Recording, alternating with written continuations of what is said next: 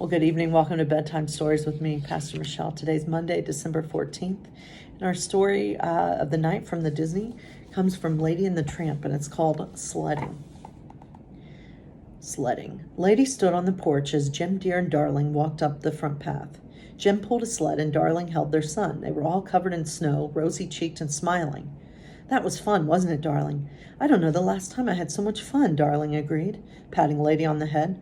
But we should get out of these wet clothes before one of us catches a cold, Jim said, leaning the sled against the side of the house. I agree, Darling said, and the three of them hurried inside. Just then, Tramp came walking up the front path. Hey, Pidge, he said to Lady, what do you say we take this old thing for a spin? What is it, anyway? Lady wanted to know. A sled. What do you do with it? You ride down hills. Come on, I'll show you. It'll be great. You saw how much fun Jim, Dear, and Darling had. So Tramp grabbed the rope in his teeth and pulled the sled across the porch and down the steps. Lady took off after him. Wait for me, she cried. Come on, Pidge, Tramp encouraged her. Jump on.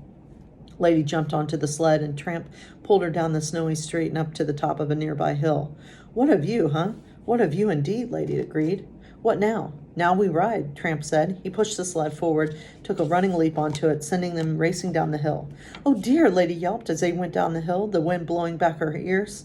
Just hold on, Tramp instructed. Lady squeezed her eyes shut and Tramp barked with excitement, but suddenly they hit a patch of ice. The sled spun and they went flying right into a snowbank. Tramp jumped to his feet. Pidge, are you okay?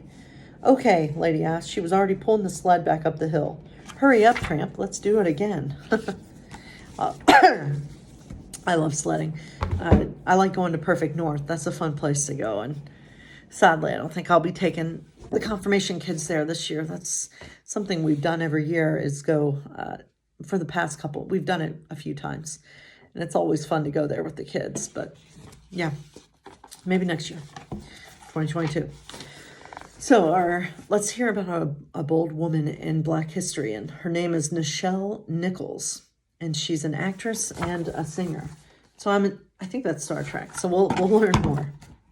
So in her youth, Nichelle was a gifted dancer, actor, and singer. She worked her first professional acting role when she was only 14 and had a successful career on stage for several years. In 1966, she landed the role with which she could make her mark on the world. She was cast in the brand new sci-fi series Star Trek as communications officer Lieutenant Aurora, becoming the first woman of color in history in a leading role on a primetime TV show. Aurora was smart, brave, and dignified and treated with respect. It was truly a groundbreaking role, considering that in those days, people of color were usually cast as either servants or maids. In 1968, at the height of the Civil Rights Movement, Nichelle and one of her white castmates made history when their characters shared the first ever on-screen interracial kiss. And that was with Captain...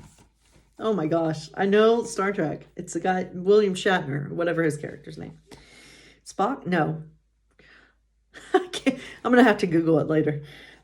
Many Americans were angered by the display of integration on a national TV show, and the studio received letters of complaints. Producers responded by cutting Nichelle's lines, making her scenes shorter, and relegating her to the background. She considered returning to stage acting, but a chance encounter with Dr. Martin Luther King Jr. changed her mind. Dr. King, a self-proclaimed Trekkie, I did not know that, urged Nichelle to stay on the show because of how much representation mattered. She was a symbol of hope and a source of inspiration to people of color across America. This would prove to be exactly right.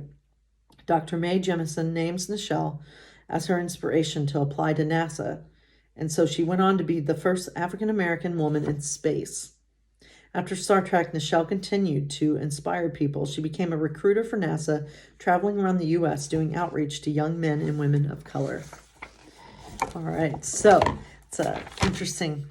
I preached on Star Trek this past summer. I started watching the show, but I only watched like 2 episodes, so I still have a lot of episodes to go. But anyway, God bless you all, and I hope you have a wonderful day, night.